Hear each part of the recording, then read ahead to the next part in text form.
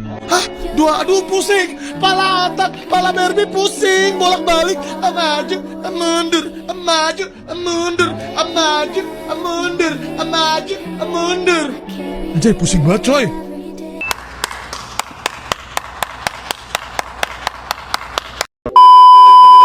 Perkenalkan, nama saya Esriana Lomban Tobing dari jurusan Pendidikan Sejarah Fakultas Ilmu Sosial Universitas Negeri Medan.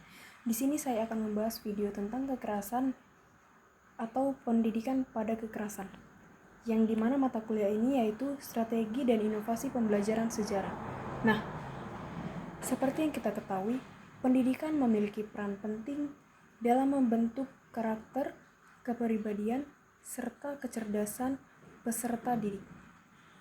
Namun, praktek pendidikan tidak selalu berjalan sesuai harapan yang kita inginkan. Salah satunya ya karena adanya fenomena kekerasan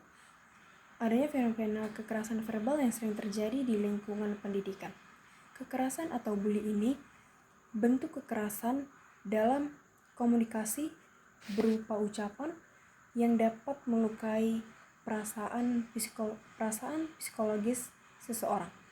Bentuknya bisa berupa hinaan, cemoohan, dan kata-kata yang buat turunnya kepercayaan diri seseorang.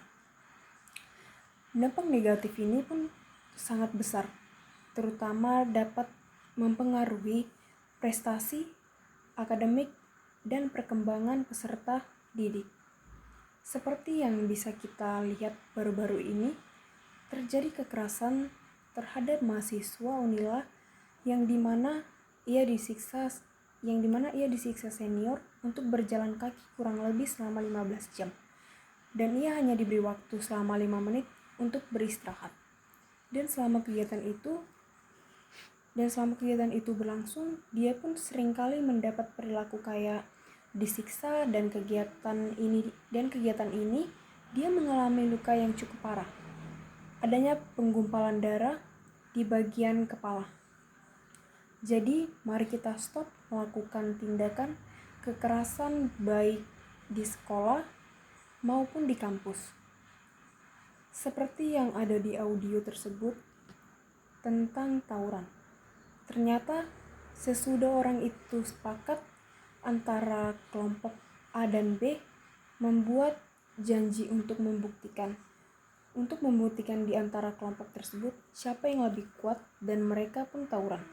Jadi seperti itu juga dari sekolah yang satu dan yang lain. Terjadi tawuran, akhirnya siapa yang disalahkan? Yang disalahkan ialah seorang pendidik.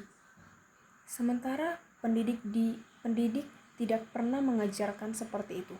Dalam kelas, jadi tugas seperti itu diajarkan dalam kelas. Jadi tugas kita buat seperti itu, mengajarkan supaya nggak terjadinya pembulian atau kekerasan atau tawuran.